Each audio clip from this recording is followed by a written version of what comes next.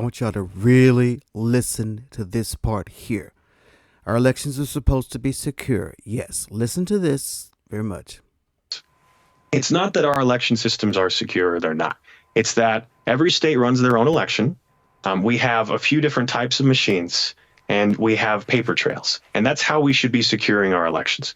The problem is, let's actually look at how every state runs their elections. All of them have different procedures. There's no standard guideline for how you should do it. Right. But even then, they still have checks and balances they take account. The problem is we only really use, for our tabulation machines and our voting machines, we only really have two main brands.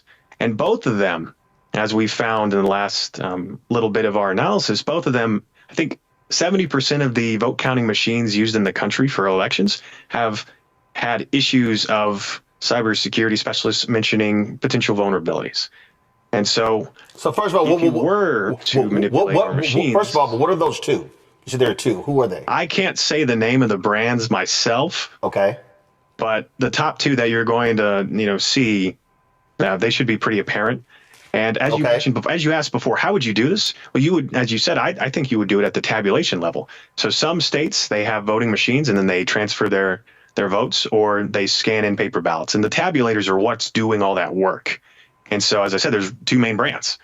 And if you were to compromise those tabulators, you could change the outcome of an election because you could just change votes. And it's that simple. Or you could change the data in transit from the tabulators. Either way would look the same on paper.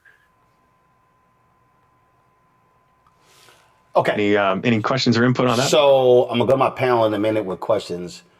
All right. So when you hear Republicans say we need to get away from these machines and go to paper ballots, what do you say?